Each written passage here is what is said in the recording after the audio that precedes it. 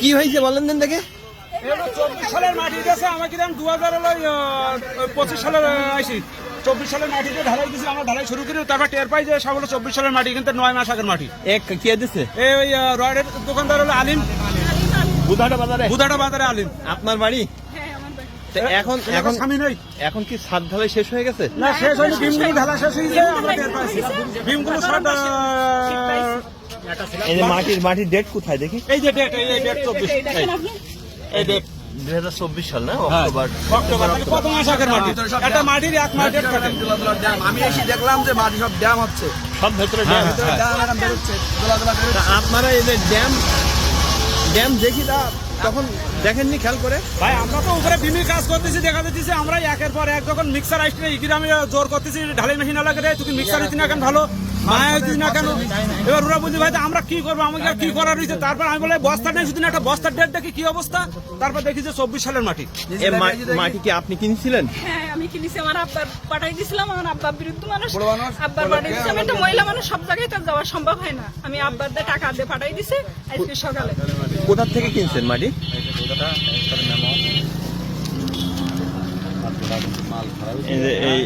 এইটা না? আমি এরপরে চাপ দিতেছি যে মাটি হলো মাকাতিনি কেন, মাটি মাকাতিনি কেন, ওর যত চাপ দিতে তত বুঝি ভাই আপনারা এসে দেখেন। এখন ঢালাই হয়ে গেছে। ঢালাই ভাই বিভিন্ন হয়েছে, আমরা অর্ধেকের বেশি মাটি হয়ে গেছে। এখন এটা কি হতে পারে, মানে যেহেতু এক্সপায়ার ডেট এখন ঢালাই কি আবার পুনরায় দেওয়া লাগবে? ও ঢালাইগুলো ভালো লাস্টিং করবে না, ভালো লাস্টিং করবে না, ঢালাই রাখা যাবে না। হ্যাঁ, ঢালাই রাখা যাবে না।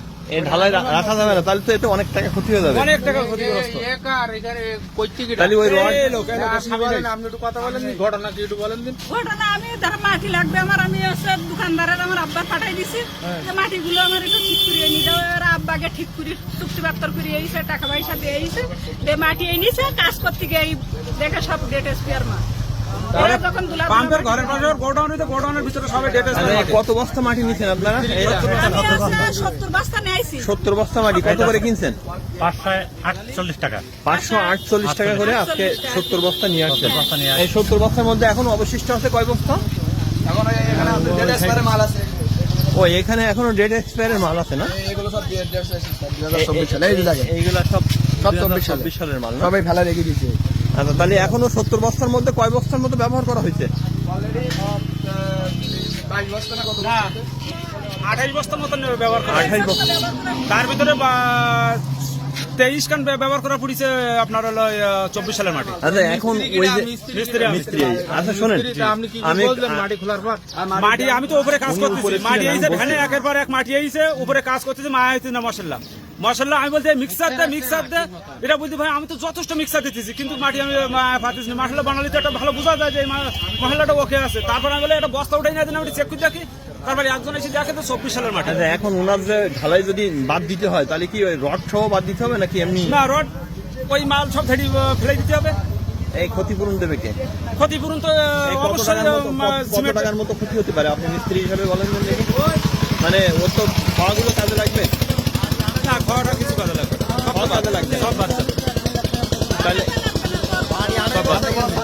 এই বড় রাস্তার সাইডে যদি এত বড় ছাদ যদি এই ঢালাই দেওয়া হয়, এই ঢালাই কখনো আনুমানিক ক্ষতি কত?